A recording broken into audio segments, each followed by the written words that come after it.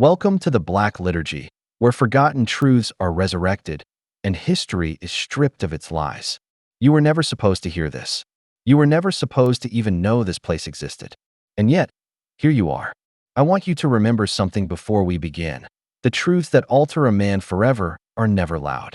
They arrive like a whisper behind the ear in an empty room, a sound you tell yourself was just the wind until you notice it's speaking your name. In the spring of 1847, when most men were bent over plows or preaching from pulpits, a stranger walked barefoot over the salted ridge into Hollow Glen, a stretch of valley so damp, so shadow-stained, that even the wolves didn't linger. His name was Reverend Corbin Yates.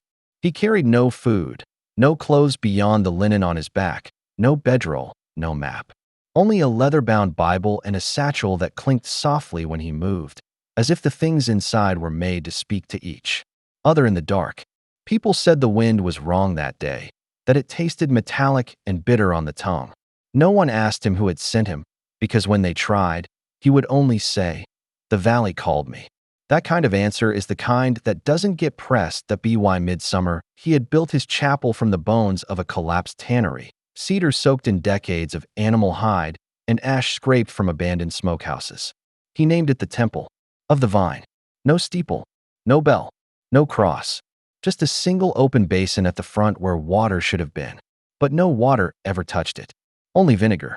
And when a local farmer asked why, Yates leaned in so close that the man swore he could smell copper and salt on his breath, and whispered, "Memory must sour before it sweetens."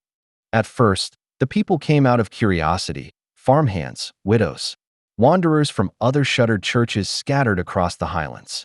They arrived at dusk, carrying lanterns low, their Sunday coats worn inside out, offerings of salt pork, dried fruit, vinegar steeped with herbs. The rules were never written, yet everyone seemed to understand. No laughter, no singing, no bread unless it was stale. He taught that decay was divine, that the soul only ripens when the body begins to fail, that he would not baptize infants. He anointed them with bitter draughts. He would not bury the dead in boxes. He wrapped them in linen, soaked them in vinegar, and laid them in pine hollows until their scent faded to nothing. His sermons were whispered, never shouted, yet somehow every person heard him, even those standing outside in the rain. People began to claim they could feel his words in their bones, as if the marrow itself was listening. By the first winter, a second building rose beside the chapel, sunk 3 feet into the earth, windowless. They called it the Vine Cellar. At first, they said it was a place to keep vigil over the dead before burial. But the vigils grew longer. Days became weeks. Weeks became months. People began to leave their dead there not in grief, but in hope. They did not pray for rest. They prayed for return. No stones were carved. No names were marked. Only row after row of linen-wrapped bodies, their faces turned upward to the ceiling. The air was sharp with acid and mildew, the smell of something that wasn't rotting fast enough. And then came the first return. A boy named Elias Brandt, drowned in a flooded root cellar. His mother, Ruth, refused to bury him. She soaked him in vinegar tincture made with wintergreen, laid him in the vine cellar, and waited. 10 nights passed. On the 11th, she claimed, he stirred. Witnesses swore they saw his lips part, his breath mist in the cold air. But when he spoke days later, it wasn't his mother's voice that came out. He spoke Latin names for herbs no one had taught him. He described bones buried behind the cellar's far wall, bones no one knew were there. And when they checked, they found them, bricked behind a false alcove. The ritual began to spread. Not all returns were gentle. Miriam Lothrop, known for mocking Yates, was brought in twisted from lockjaw. On the 5th day she stood, hands unfurled, jaw still locked, and pointed to the chapel's basin until they filled it, twice. She would not speak, but her presence bent the air like heat over stone. In time, the whole valley began to change. Houses removed mirrors. Water was boiled, cooled in jars, and left by the door to catch memory. Families whispered psalms into vinegar jugs and sealed them under floorboards. An apothecary began making soul binders, vinegar steeped with roots, chalk dust, and church bell filings. Those who drank it spoke slower, as if some other voice had joined them. By autumn, the roads that once led out of Hollow Glen seemed to lead back to the temple.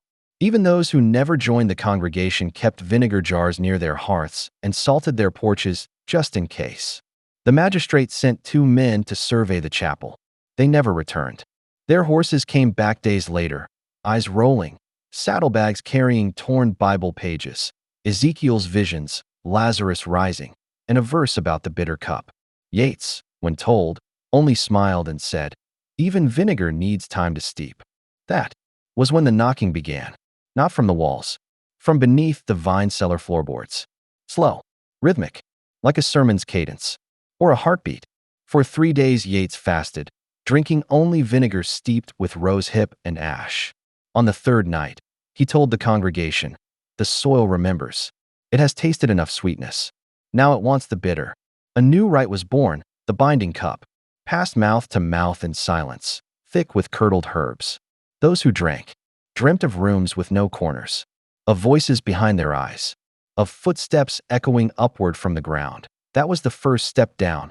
And I'm telling you now, if you keep listening, you will never climb back up.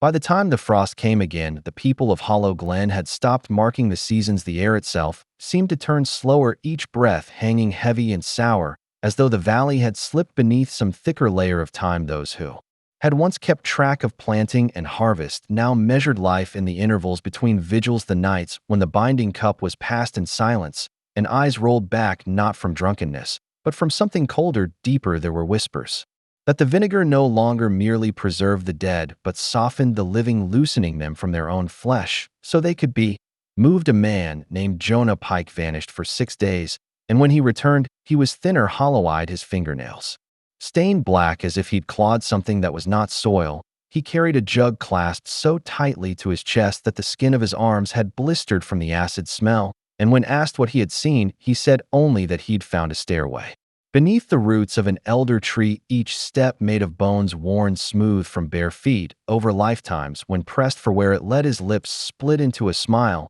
and he whispered up, not down. There was no need to ask again, because the meaning settled over them all like a shadow. Up meant not heaven, but some place beyond the skyless black above the cellar, sealing a place you were not meant to come back from. The orchards around the chapel turned strange fruit, sagging on the branch long before they ripened, sometimes splitting in silence in the still heat of a windless afternoon, and bleeding liquid that smelled faintly of brine. Yates began to preach among the trees, speaking not from scripture, but from memory, or perhaps from something that had borrowed his memory. Those who listened claimed they saw shapes flicker in the corners of their sight, low hunched figures moving between trunks, never in full view, always gone when they turned their heads, yet the bark beneath their hands felt warm as skin and pulsed with the slow insistence of a sleeping heart. At night, the congregation would lie in the orchard with their ears pressed to the earth. Some claimed they could hear water rushing beneath them. Others heard breathing slow, deep, deliberate, as though something beneath the soil waited for the right moment to exhale. A young woman named Eliza Crane failed to wake after one such night. Her companions swore her chest still rose and fell,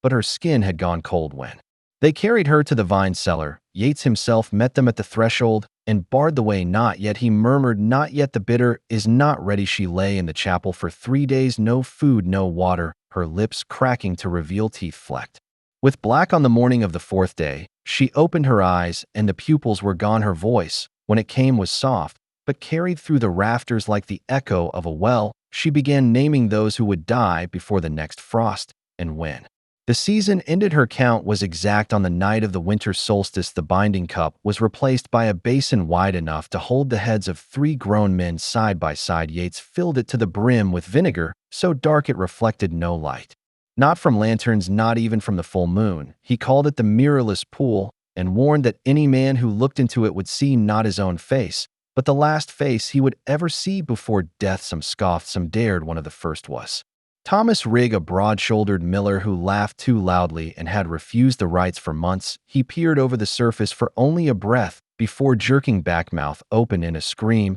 that never came. His body convulsed, the skin of his cheeks blanching to the color of candle wax. By morning his beard had fallen away and his eyes had gone the pale milky hue of something long submerged. He wandered the valley for 3 more days, muttering of tunnels filled with jars, each jar holding a voice, some singing, some weeping, all waiting to be poured back out. When he was found dead at the orchard's edge, there was vinegar pooled in his throat the same day the soil, near the elder trees, split open and the scent of peaches long rotted rolled through the valley. Without wind from that point forward, the jugs beneath the floorboards began to hum at night, a sound too low to be heard with ears, but felt in the stomach, a deep turning that left the drinkers restless and half remembering.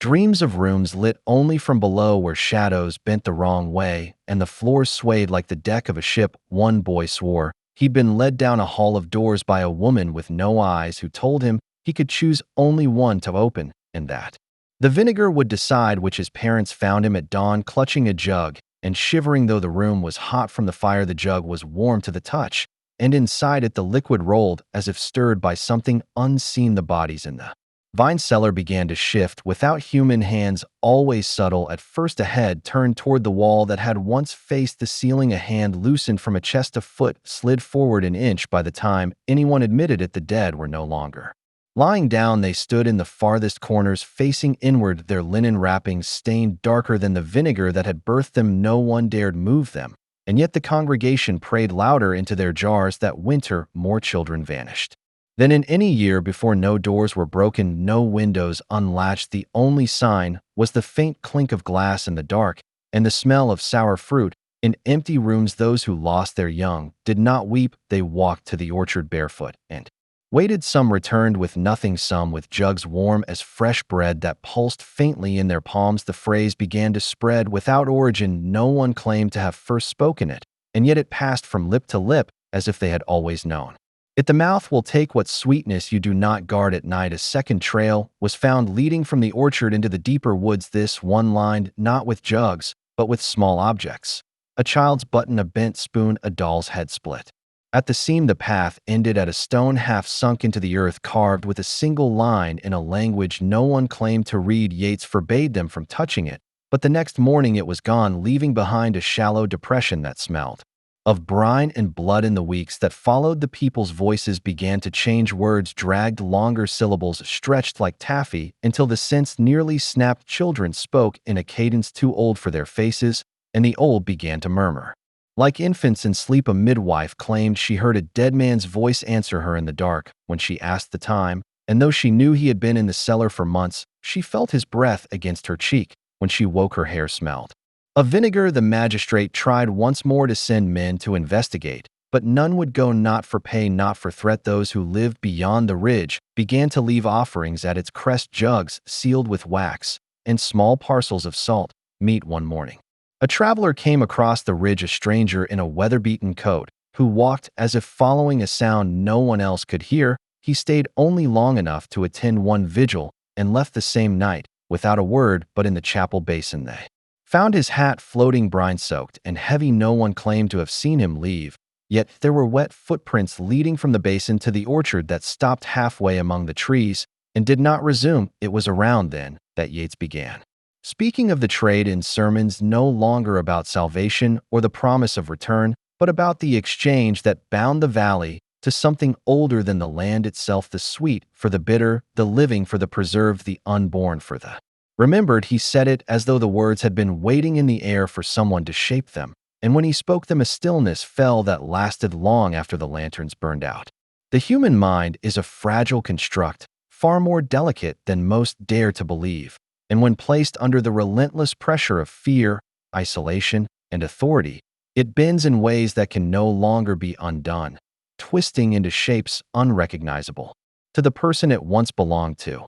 And that is exactly what those in power understand better than anyone. They know that true control is not about physical chains.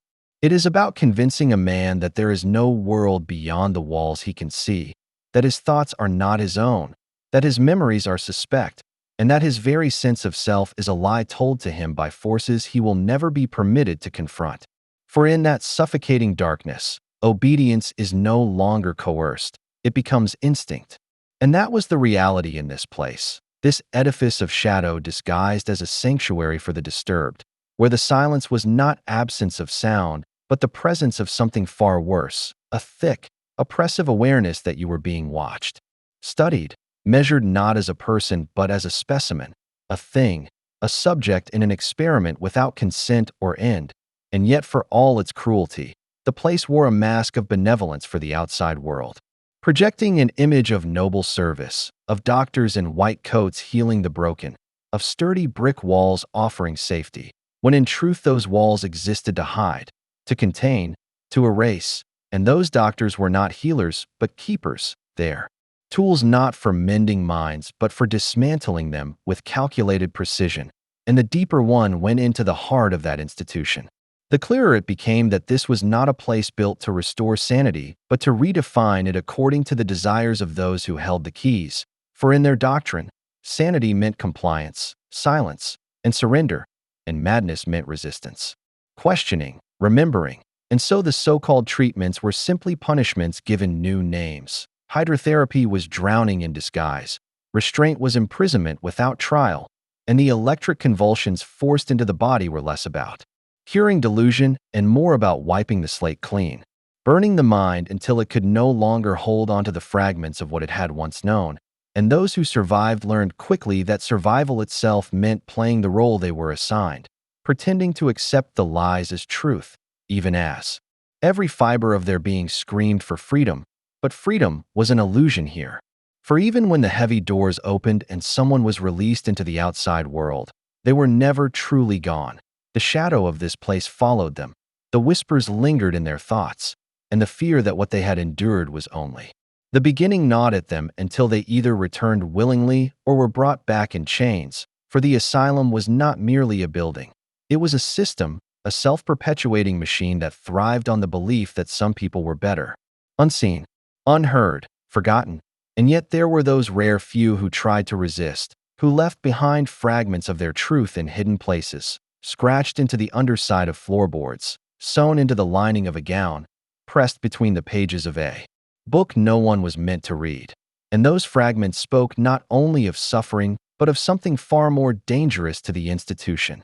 Knowledge of the experiments that went far beyond any medical pretense, of midnight gatherings in locked rooms where the line between doctor and patient blurred into something grotesque, of children brought in not for treatment, but for observation in conditions that could not be spoken of without turning the stomach, and of records destroyed not to protect the innocent, but to shield the guilty from the justice they would never face. And the deeper one dared to follow these fragments, the more one saw that this place was not an anomaly, but part of a much larger network, a web of asylums, orphanages, and hospitals scattered across the country, each feeding into the other, each trading not only patients but information, experimenting with methods that could later be refined and applied elsewhere under the cover of science, all while the public looked away, content to believe the illusion that these places were society's way of caring for its most vulnerable, when in truth they were laboratories of control,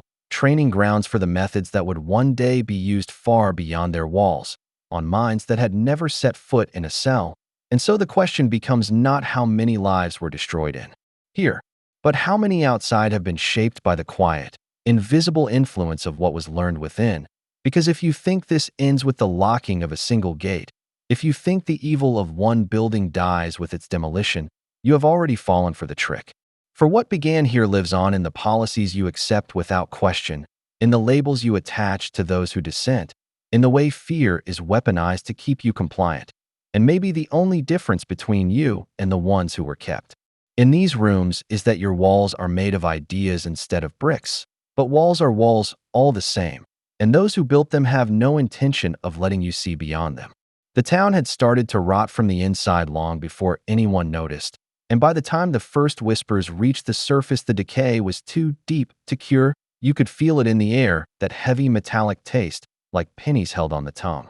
The streets themselves seemed to hold secrets beneath the cobblestones, as though the ground had swallowed too much blood, too many cries, too many bargains, and now it breathed them back out in the stillness of the night. People said it was just the changing of the seasons that made the shadows seem longer, that made the lamps flicker even when there was no wind. But those who knew the old stories, the ones passed down quietly between families, understood that there were older hands at work. Forces that did not die just because the men who made them were buried. The asylum on the hill had been closed for decades, yet no one dared approach after dark. The windows were shattered, yet somehow you could swear you saw figures moving inside. When the moonlight hit them just right, the townspeople spoke of it rarely, but when they did it was with lowered voices, as if the building could hear every word they said and remember every insult like a wounded animal waiting to strike back. The records claimed it had been shut down for cruelty, for neglect, for unspeakable experiments, but the truth was darker than any official report dared admit. It wasn't just that the patients had been mistreated, it was that many of them were never meant to leave. They had been chosen not for treatment, but for disappearance. Names erased, files burned, families told lies so clean and complete that no one thought to question them. Over the years, the line between doctor and prisoner blurred until the walls themselves seemed to feed on suffering, every brick holding in the sound of screams. The council had tried to tear it down once, but the machinery kept failing. One foreman went missing, another was found wandering the woods days later, unable to speak. Construction workers began refusing the job, saying their tools vanished overnight, saying something moved in the dark corridors, even though the doors had been chained for years. Eventually, the town let the building stand like a scar they couldn't remove but couldn't ignore. I learned all this not from books, but from an old man who'd worked there as a boy delivering laundry to the wards. He told me about the smell, the way it clung to your clothes and skin no matter how hard you washed, about the rooms they weren't supposed to enter, where they kept patients who never screamed because they had no mouths to scream with. He said sometimes you'd see a light under one of those doors, but when you looked inside it was empty yet warm, as if someone had just been there. He swore to me that the doctors didn't fear the patients, they feared something else, something older than the asylum itself, a presence in the basement that none of them would name, but all obeyed. And when I asked him what it was, he went quiet for so long I thought he'd gone deaf. Then he whispered that it had been here before the town, before the asylum, before even the first settlers, that it had always been here, feeding, waiting. The patients were offerings, not accidents. I didn't want to believe him, but when I went there myself, when I stood at the rusted gates and felt the ground vibrate under my feet, I knew he was telling the truth. I could hear it, faint but real, a low hum deep below, like the heartbeat of something sleeping, and I understood why the building still stood. Because some prisons are not meant to be emptied, they are meant to hold the thing in place. And God help us if it ever wakes. I returned the next night, because something in me refused to let it rest, and though my mind screamed against it, my feet carried me back up the winding path to those rusted gates. The air was heavier this time, not just still but thick, as if each breath was being strained through water. And the closer I came, the more I noticed that the night sounds had vanished. No insects, no distant dogs, no wind in the trees, only that same low hum pulsing faintly through the ground, like a signal I wasn't meant to hear. The gates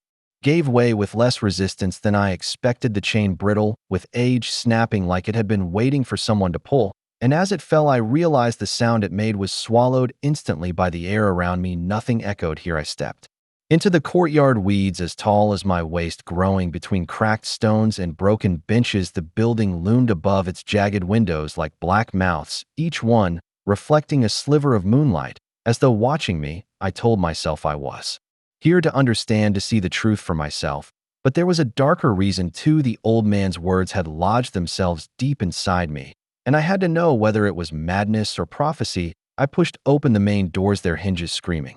But again the sound was smothered. Halfway down the hall, the air inside was colder, yet damp, like a cellar long sealed, and the smell was immediate, thick layers of mildew, and something sharper underneath, something coppery. I moved slowly past peeling walls where faded paint gave way to raw brick, my flashlight's beam slicing through the dark and catching fragments of a place that had once pretended to heal broken minds. Overturned gurneys, a child's shoe left in the corner, a row of wheelchairs facing the wall like they'd been punished. I passed rooms where the doors hung open, revealing beds with straps and harnesses still in place, and others where the doors were bolted shut from the outside. I didn't try those handles, because even without touching them, I knew they'd be warm. That's when I heard it, not the hum, but a whisper too low to make out, yet clear enough to know it wasn't my imagination. It came from deeper inside the building, and against every rational instinct I followed it. Each step seemed to sink the floorboards a little lower, and the hallways grew narrower,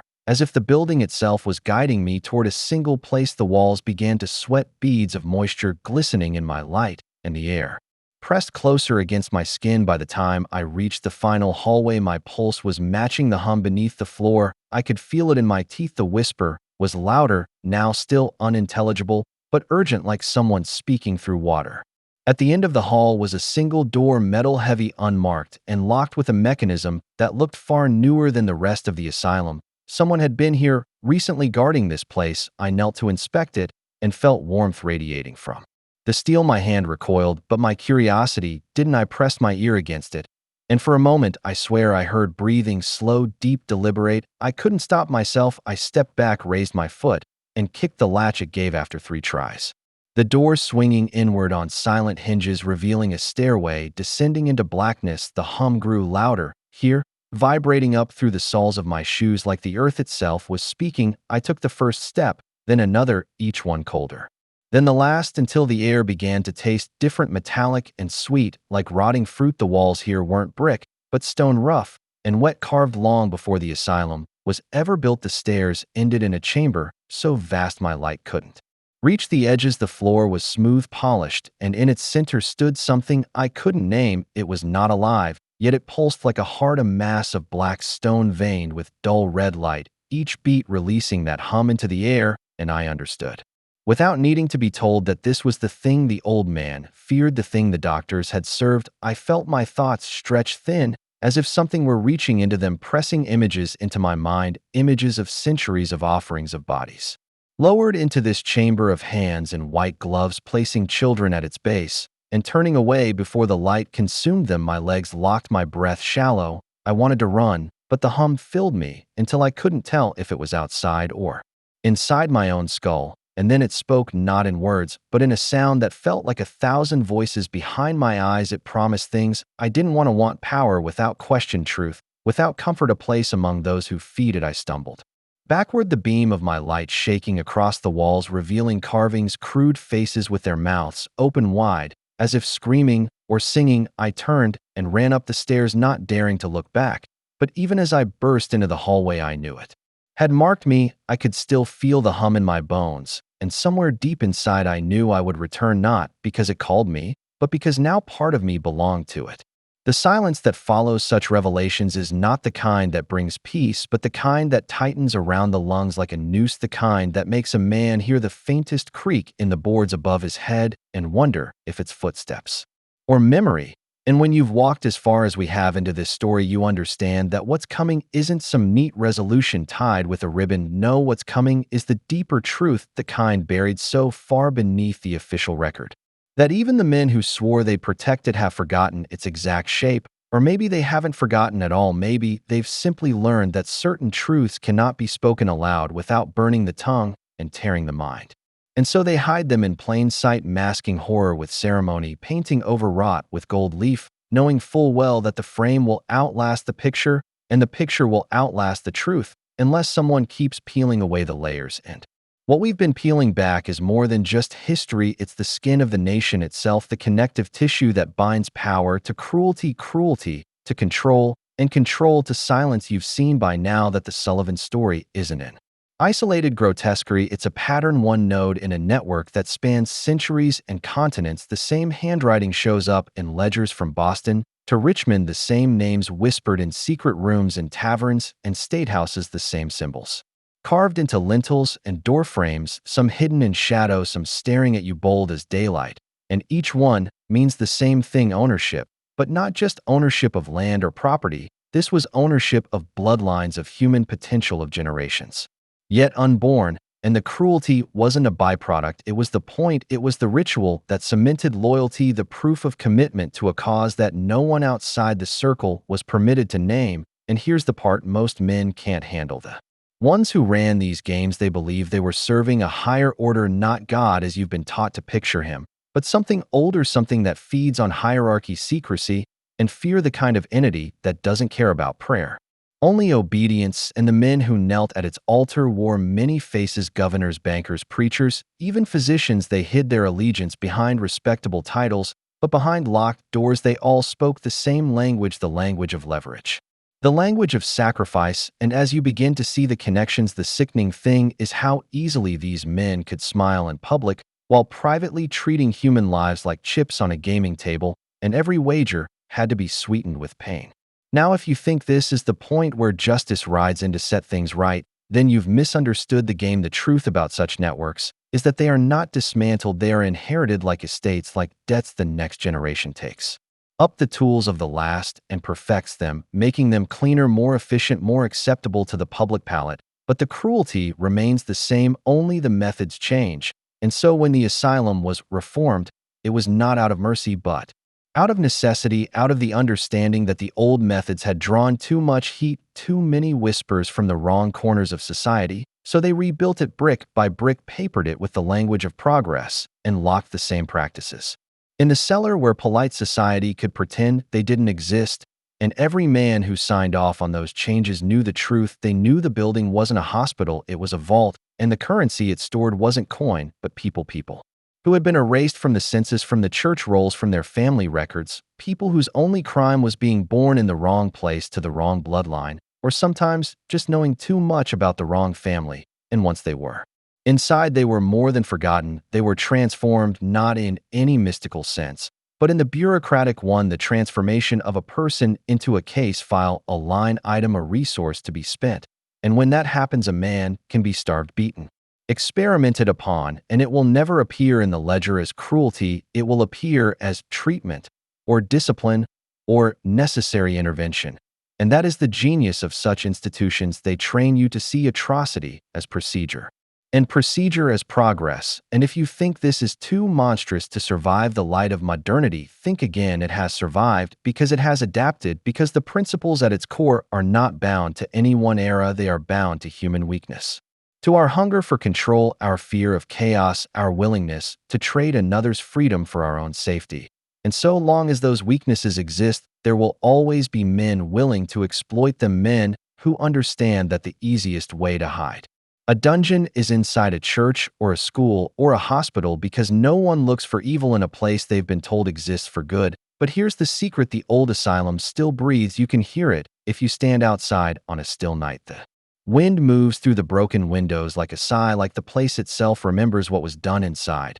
And if you're foolish enough to go closer, you might hear something else, a shuffling, a whisper, not in words, but in that raw animal tone of something that wants you to come inside, not to help, not to free, but to join. And when you feel that pull, you'll understand what I've been trying to tell you this whole time. The past isn't dead. It isn't even past. It's a chain stretching back centuries, and every link is a choice made by men who looked into the abyss and decided to serve it.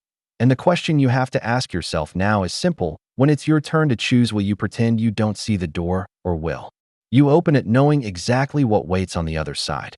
The townspeople began to realize that what they feared was not simply the building, but the memory it carried, a memory that had seeped into its walls and into their blood, passed down in whispers, and in the way their elders' eyes darkened when certain names were mentioned. For this place had been more than an asylum.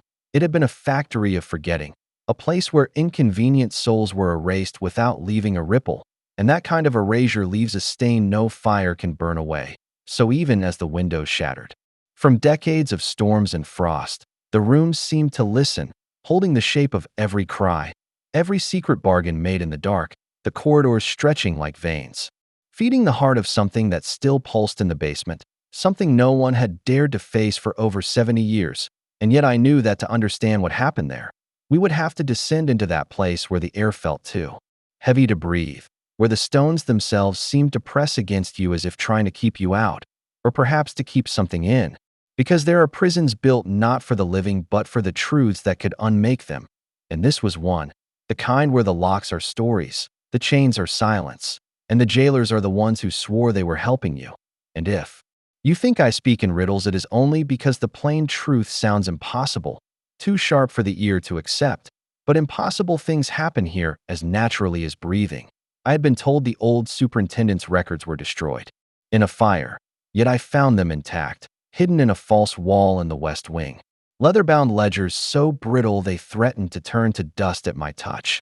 Inside them, the names of patients whose families swore they never existed, the descriptions clinical and cold, but between the lines, the truth bled through. Children admitted for no illness at all, women silenced for knowing too much, men locked away for debts they never owed, and every so often, a page entirely blacked out, as if the ink itself had been used to erase not just words, but the very memory of the person. And there was one file In particular, thicker than the rest, marked only with a single letter, not an initial but a symbol I recognized from older, darker histories. The kind whispered about in certain lodges and dismissed by those too afraid to look closer. That file told of a ward built beneath the official basement, a place unlisted on any map, where no sunlight had ever reached, and it was there, according to the record, that the most difficult cases were taken, the ones who did not respond to treatment, though treatment was a word that could mean anything from electric current to the slow breaking of the mind, and the deeper I read, the more it became clear that some of those patients were not mad at all but chosen, selected for qualities the records never named but hinted at with strange phrases, persistent awareness, and inexplicable recall, as though the crime was not madness, but memory, the ability to see and remember something someone wanted forgotten. And as I sat there in the rotting room with the ledgers spread around me, the light from my lantern catching on the dust motes like tiny spirits, I heard it again, that faint metallic sound I had thought was the wind.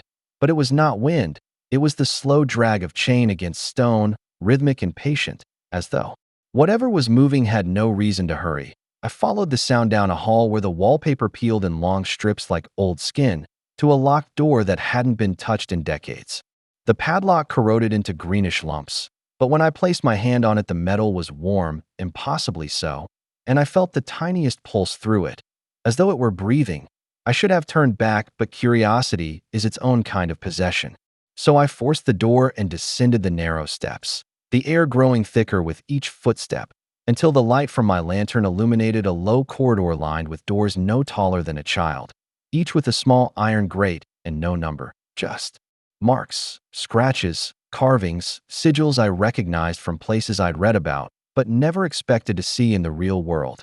And from behind one of them came a whisper, soft and cracked with age, but it spoke my name, not the name I had given, but the one no one alive should know, the one I had never said aloud in this town. And in that moment I understood two things: that whatever was behind that door had been waiting for me a very long time, and that this was no longer a matter of exploring a forgotten asylum. It was a matter of stepping into a story that had been written long before I was born, one that did not end well for the last person who tried to read it to the final page. The rain that night was heavier than any in recent memory, pounding against the roof in relentless waves, as though the sky itself sought to wash away the sins buried within these walls, but no amount of water could cleanse what had been done here.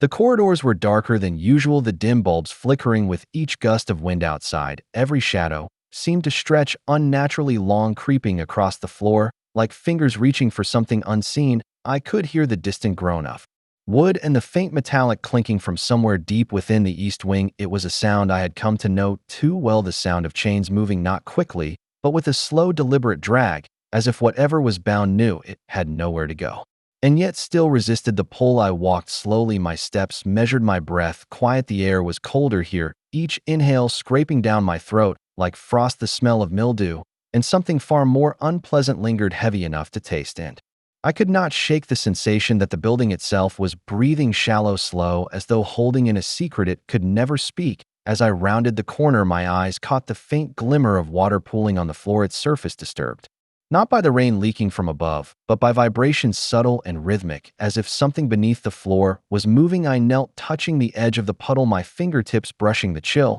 and that's when I heard it, a whisper so faint it could have been mistaken for wind, but no, the words were too deliberate, too pointed. They were saying my name, drawing it out like a lure. My skin tightened, every hair on my body standing upright. The voice came again, this time closer, but I still could not see its source. The hall was empty save for the rusted doors lining each side, all of them locked, all of them marked with numbers and scratches too chaotic to decipher. I took another step, and the floor beneath me groaned louder, not from my weight, but as if something pushed upward from below. The voice was now just behind me, but when I turned, nothing stood there, nothing visible. At least the temperature dropped sharply enough to cloud my breath, and with it came a smell like burnt copper. I reached the final door at the end of the hall. It was different, taller than the rest, reinforced with iron bands, and a single small slot at eye level. I leaned toward it, hesitating, my own reflection barely visible in the dark pane of glass.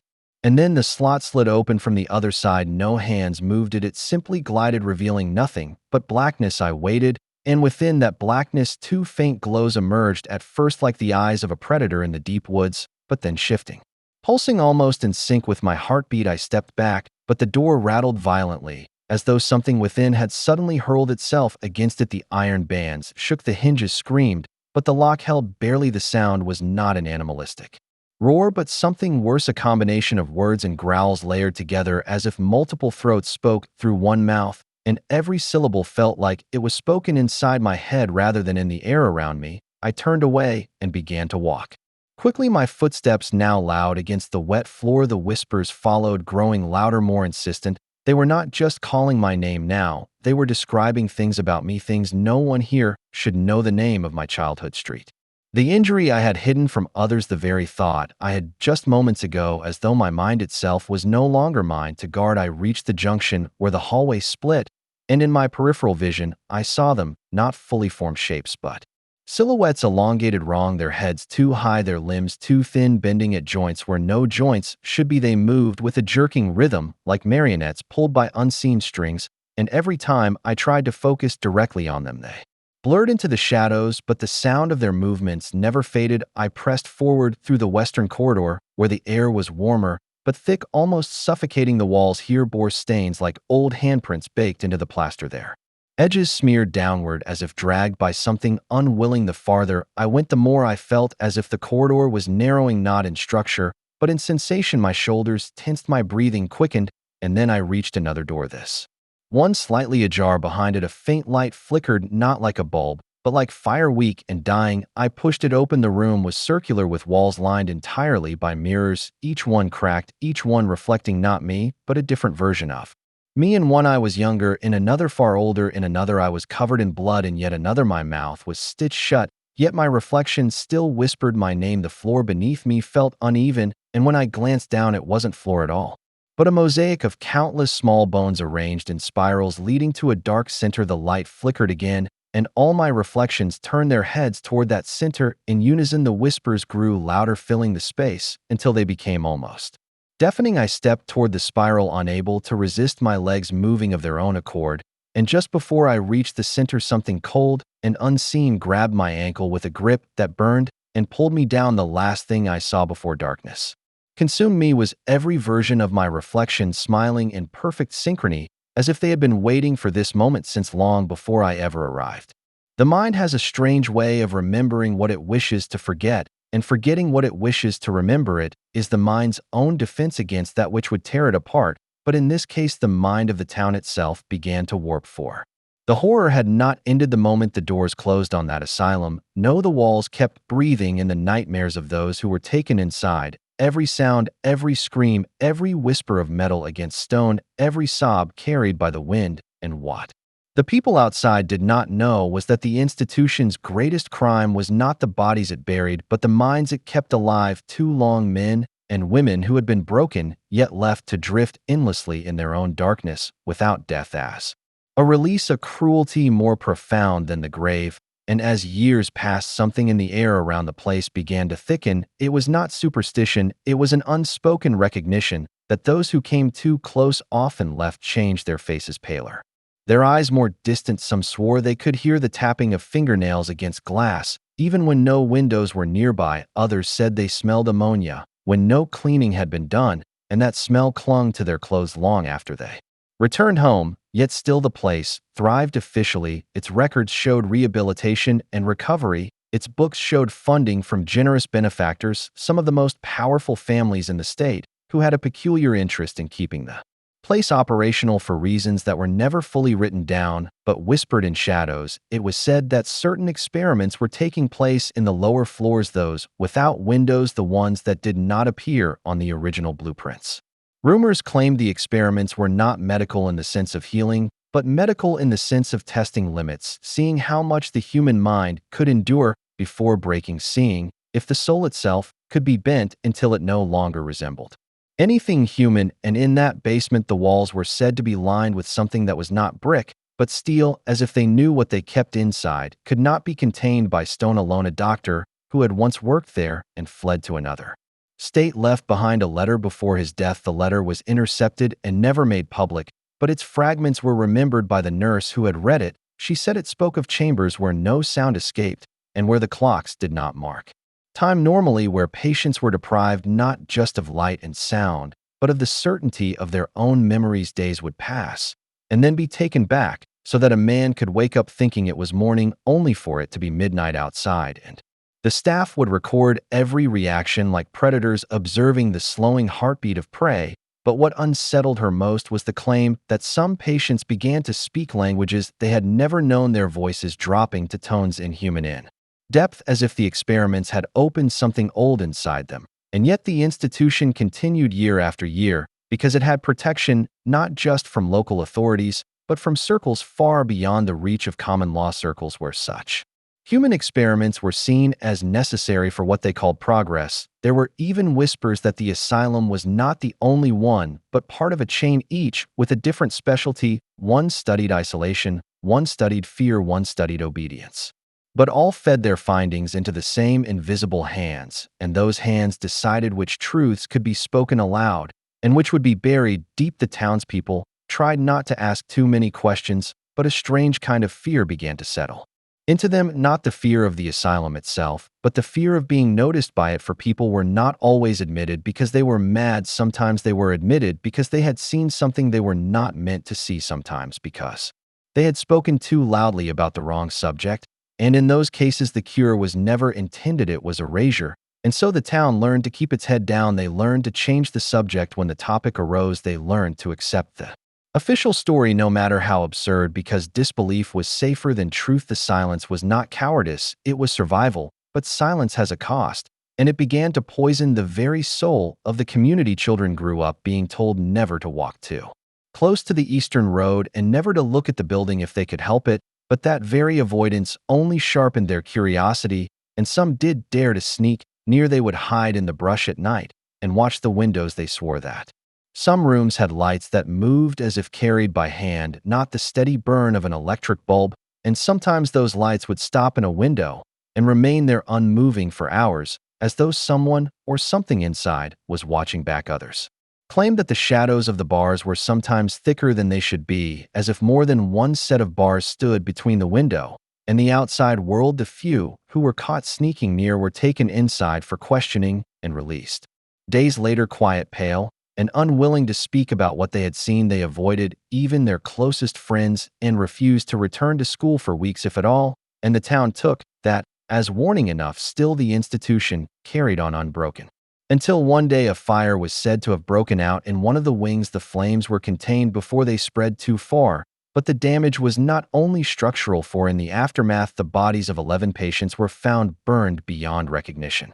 And the report claimed they had all been sedated when the fire began. The official line was that the sedation was meant to calm them during the chaos, but no one could explain why the sedation had been administered hours before the first signs of smoke. In private, one of the younger orderlies admitted to a friend that the fire had not started in the patient wing at all, but in one of the forbidden lower floors, the ones without windows, and that something had been moved in haste before the flames reached it, something not human, but not easily described. They carried it out in a black iron container large enough for a grown man, yet sealed with chains. He said the chains were not to keep others out, but to keep whatever was inside from forcing its way free. And that night several carriages left the asylum in different directions, each carrying something similar, covered in tarpaulin. After that, the behavior of the staff changed. Their movements became more rigid, their eyes more watchful, as though they were guarding more than just the patients. And soon after, a series of disappearances plagued the nearby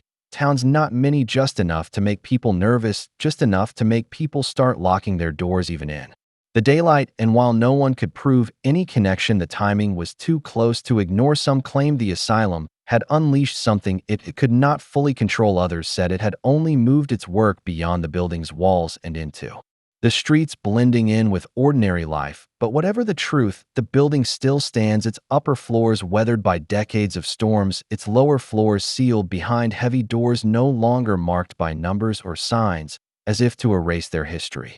But the ground remembers, and those who pass too close say they can feel the vibration of something deep below, something still alive and listening. And the worst part is not knowing whether it is waiting to be released or waiting for you to come closer. The corridors felt different now. Not just because of the dust or the flickering bulbs, but because every step forward seemed to pull me deeper into something that had been waiting for years, like a predator resting in the dark until prey wandered. Too close, the walls breathing in their own silence, the air charged with a weight that made the skin on my neck prickle, and though logic told me the building was nothing but wood, stone, and forgotten rooms, there was an undeniable sense that I was no longer moving through an abandoned structure, but through the veins of something alive, something aware of me, something that had been watching since I crossed the threshold, the sound of my own breathing. Too loud, too human, too out of place in a space where time had ceased to move naturally, where minutes stretched like hours and shadows behaved as if they knew they were being observed, shifting just beyond the corner of my eye. And with each creak of the floorboards came a soft echo from somewhere above, too deliberate to be the settling of old timber, almost like pacing, like measured steps taken by something that didn't need to be cautious, something confident in the fact that escape was already impossible, the temperature dropping with each hallway I crossed until my fingers ached and the air turned brittle in my lungs. My flashlight beam cutting through dust that moved strangely, not in the gentle random swirls you'd expect, but in slow, purposeful drifts, as if it was being pushed aside by something invisible, the silence broken only by a low humming, faint and irregular. The kind of sound you hear when you put your ear to a seashell and convince yourself it's the ocean, but here it felt more like the building itself was whispering just beneath the surface of hearing. And I began to notice things I couldn't explain. Pictures on the walls that had not been there minutes ago, their frames crooked, their glass cracked, each one showing a room in the building, but not as it was now, rather as it might have been. Decades ago, clean, occupied, alive, but in each image there were always figures in the background, blurred, faceless, standing still as if frozen in the act of watching. The sight of them sending a pulse of nausea through me, and when I reached to touch one of the frames the glass was ice cold, burning my fingertips enough to make me recoil. And it was then I realized the humming was no longer faint but rising, deepening, vibrating in the floorboards beneath my feet until it became less of a sound and more of a pressure in my chest, urging me forward though I didn't know why, guiding me toward a door at the end of the hall, its paint peeling in long strips, the wood beneath stained dark like something had seeped into it over the years, and though every instinct told me not to touch it, my hand moved as if it wasn't mine. The cold metal handle biting into my skin as I turned it and pushed the door inward to find not a room, but a staircase spiraling down into blackness so absolute my flashlight seemed to be swallowed whole, the air rushing up from below damp and heavy with the scent of earth and rot. And for a moment I stood frozen at the top, the sound of that humming now coming from beneath me, layered with something else, breathing, deep and slow, not my own, not human in its rhythm. And I felt then that whatever I had stumbled into was no longer a search for answers, but a descent into something that had been deliberately buried, not just physically, but from memory, from history, the kind of truth that institutions, families, entire towns conspire to erase. And as I took the first step downward, the wood groaned under my weight, the sound traveling into the black below where it was answered by a faint shifting, as if something vast and ancient had stirred, the air tightening around me until each breath came shallow, my heartbeat loud in my ears, and somewhere far beneath that pounding I thought I heard a voice, not in words but in a tone older than language, a tone that carried the weight of command, and I knew then that I was no longer simply walking into the unknown. I was answering a summons that had been sent long before I was born, and whatever waited below had been patient enough to know I would come eventually. The truth, once it begins to unravel, does not stop politely at the edges of what you can bear. It keeps peeling deeper and deeper until you are forced to see not only what happened, but what was designed to happen and why those designs were kept hidden for generations. The asylum's locked halls were not the end of the story. They were the stage, and the play had actors you never saw, patrons who never signed their names, and architects who knew precisely how many minds they could fracture before the public would suspect anything. Every file we found, every scrawled note from a physician's trembling hand, painted a portrait not of treatment, but of orchestration. Patients weren't admitted because they were mad. They were admitted because they were inconvenient, because they had seen something, because they had asked the wrong question, because their silence was worth more than their freedom. Think of it like a ledger. Each human life was an entry, and the institution was a vault, a place to store bodies until the memory of their disruption could be erased from the outside world. But what disturbed me most was not the cruelty. That's expected when power has no watchman. It was the precision. You could trace the cycles in decades, surges of new admissions, spikes in untreatable cases, and sudden, unexplained deaths, all coinciding with moments in the outside world where political or industrial tides were shifting. It was as though the asylum was a reservoir where unwanted people were drained away whenever the larger machinery of control required smooth operation. The corridors still echo with that logic, and if you stand in the long ward where the windows are bolted shut, you can almost hear the faint metallic click of a pen scratching names onto a list somewhere far away. There's a difference between a crime and a system. A crime ends when the act is over, but a system is designed to sustain itself. What we uncovered in those locked records was not just evidence of past abuses, but proof of a mechanism that had been refined and passed down like a family heirloom. Even the architecture betrayed it. Hallways that looped back on themselves, creating the sense of movement without ever truly letting anyone reach a new place. Staircases that led to locked doors, courtyards with walls so high they blocked out the sky. Everything was built to convince a human being that hope was a lie. And here's the part that should unsettle you most. Some of the so-called treatments were not intended to heal at all, but to test thresholds, to measure exactly how much a mind could endure before it broke completely. There were notes from doctors describing patients as valuable for endurance data or ideal for prolonged observation under duress. These were not healers. They were technicians working on a human experiment that no one outside those walls ever consented to. And when one subject's usefulness ended, through death or mental collapse, they were quietly removed from the ledgers, their names erased, their graves unmarked. Some of those unmarked graves still lie beneath the grass outside the main building, so many that the ground feels soft when you walk it after rain. Standing there, you realize this was never just about the people inside. It was about the people outside, too. About you. Because the records also revealed something chilling. The same families, the same institutions, the same whispered surnames kept appearing in both the admission forms and the funding sources for the asylum, as if the money and the madness flowed from the same well.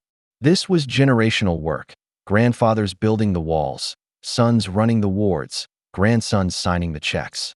That's why the building feels alive, why it still seems to watch you as you walk through it. It has been fed by bloodlines that never lost their appetite for control. And they're not gone. They've just changed the shape of their work. The asylum is closed, but the system is not. The walls have moved into other buildings, other institutions, other polite-sounding places where doors still lock from the outside. You can hear their echo in policies, in laws, in the subtle ways people are pushed aside when they no longer fit the preferred pattern. We went in thinking we were documenting history, but we walked out realizing we had documented a blueprint, and blueprints can be rebuilt anywhere, at any time, by anyone who has the will to keep the machinery turning. The real question is whether you've already stepped into one of those new buildings without even knowing it, whether the walls have been rebuilt around you so gradually that you think the space you're in is freedom when it's really just a more comfortable cell. Because the men who ran that asylum understood something most people refuse to face. You don't need chains if the mind believes there's no way out. The room felt colder than it had any right to be, as if the air itself carried the weight of what had happened here, and what had yet to happen. The walls seemed closer than they had before, breathing in with each heartbeat like a lung collapsing. Slowly around us, the dim light barely fought its way through the dust, hanging thick enough to taste on my tongue. Every step I took pressed into the floor with a softness that felt wrong, like the boards had been soaked through not with water but with time, and the quiet kept pressing in heavier than the shadows until it was almost impossible to tell whether the sound in my ears was my own blood or something else moving just beyond the edge of hearing. The door behind me had not closed, but it had shifted in the frame enough to groan low and tired, like something deciding whether to shut me in completely. I moved forward, counting each breath, because that was the only steady thing I had left, and then the smell hit me, sharp, metallic, clinging in the back of my throat and twisting into something sweet and rancid. and I knew then that whatever story had been told about this place left out the part that mattered, the part that explained why every doctor who had worked here refused to speak of it. Even decades later, the floor sloped slightly downward, pulling me deeper into the building, as if it knew I would follow whether I wanted to or not. On the left, a series of small rooms, each with a single bed frame, rusted to a dull brown, no mattress, no sheets, just the outline of where a body might have been kept, and on the walls, not scratches exactly, but lines, thin, deep, deliberate, almost like someone had been trying to write their way out, but without words. Further in, the sound began faint, just a whisper at first, but it grew into a rhythm, something wet, uneven, dragging. I could feel the weight of it pulling my attention toward the far end of the hall, where the light seemed to bend away, refusing to touch what waited there. As I stepped closer, the air grew warmer, not in a comforting way, but thick, oppressive, heavy, like being held underwater. My fingers brushed the wall and came back damp, not with condensation, but with something tackier. My breath caught, and I thought of the files I had read, the ones marked with the red stamp that meant restricted, the notes scribbled by a hand that shook enough to smear the ink. They had written about patients disappearing from locked rooms, about voices in the vents, about a basement door that never stayed shut, and now I could see it just ahead, the door made of thicker wood than the rest, reinforced with iron bands, yet the edges looked warped, as though something inside had been pressing against it for a long time. I didn't want to touch it, but my hand rose anyway, because there was something in me that needed to know more than it needed to be safe. The handle was cold, so cold it burned, and as I turned it, the sound stopped completely. The silence hit harder than the noise had, as if the whole building was holding its breath. I stepped inside, and at first I thought the room was empty. Then my eyes adjusted, and I saw them in the far corner, not bodies exactly, not alive, either, sitting upright, heads tilted slightly as if listening to something only they could hear, their skin stretched thin enough to show the outlines of bones, their mouths open, but no sound coming out, and the smell stronger, now forcing bile up into my throat. I stepped back, but the door closed behind me without a sound, and I realized there was no handle on this side. One of the figures moved just slightly, the head turning toward me, slow, deliberate, and I saw its eyes, or what was left of them, pale, clouded over, but fixed on me in a way that told me it knew I did not belong here. My chest tightened, every instinct screaming to run,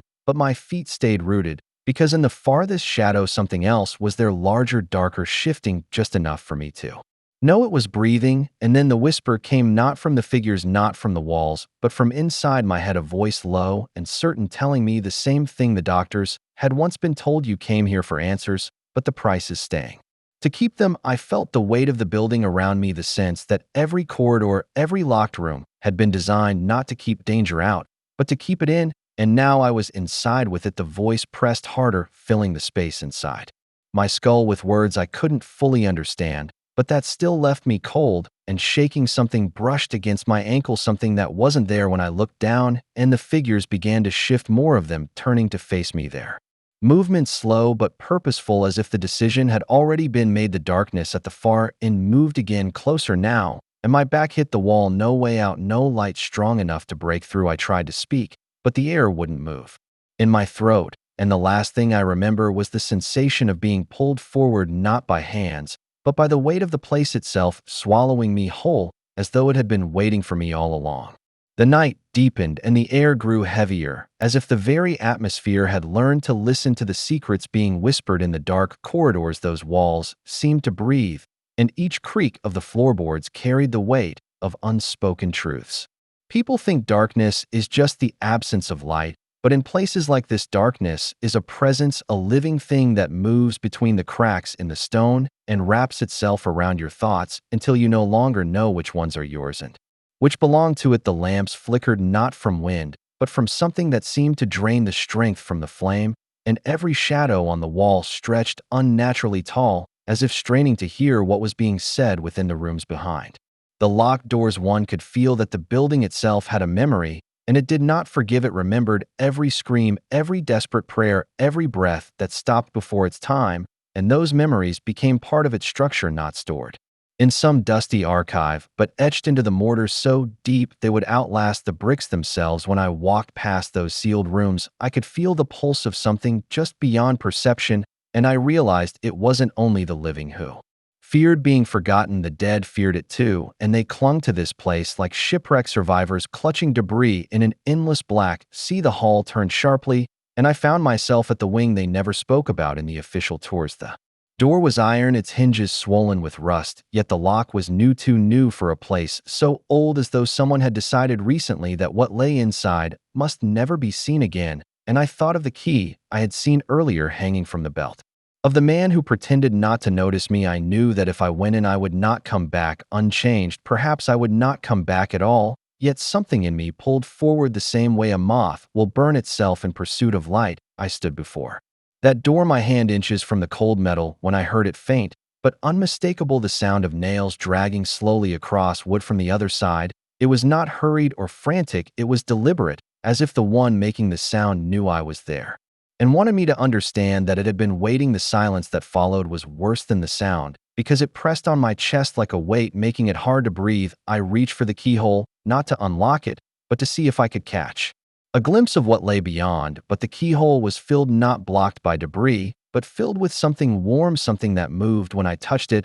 I stepped back sharply. The movement on the other side shifted, and the dragging started again, this time circling the frame of the door in a slow, unbroken loop, as if marking territory. I realized then that the people who had sealed this wing hadn't done so to keep outsiders from getting in, but to keep something from getting out. And for the first time since I had entered the asylum, I felt truly unwelcome. My instincts screamed at me to turn back, to leave this place and never return. But that is the problem with places that hide things. They have a way of making you feel that if you just knew the truth, you could finally stop wondering. But the truth never comes without a cost. I stepped back once more, and the sound stopped entirely. The silence that followed was so complete it felt unnatural, and in that silence I heard my own thoughts too clearly. They weren't comforting, they were dangerous, because they were not all mine, and I could feel the line between curiosity and surrender thinning with every second I stayed. I finally forced myself to turn away, walking down the hall faster than I intended. Though I did not hear footsteps behind me, the weight of presence followed,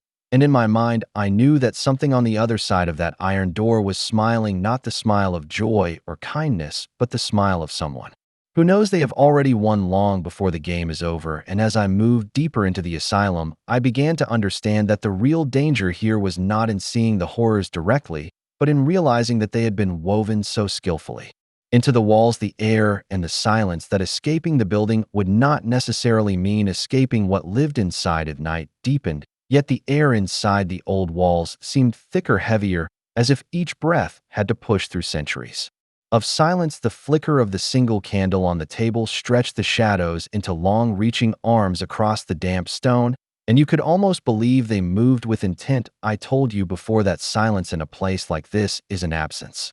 Its presence, the quiet, is alive. It listens, it waits. The people who once lived here didn't talk about what they heard. They understood that words could give it strength, give it shape. But there's something you need to know about the rooms further down the east wing. Those doors were sealed, not for security, but for containment. The family that owned this place knew too well that there are things you cannot let wander freely, not even in the darkness. You see, the eldest daughter was said to have been born under a moonless sky. Her cry was so strange that the midwife crossed herself 3 times before handing her over. The servants whispered that she didn't blink like a normal child, that she would sit for hours staring into corners where no one stood, and her father, though a stern man, avoided looking into her eyes for too long. When she was 8, the first incident happened. A boy from the village vanished, last seen delivering firewood to the house. They searched the grounds, the forest, the river. No trace was ever found. But that night the daughter's room smelled faintly of damp earth, as if someone had just come from digging,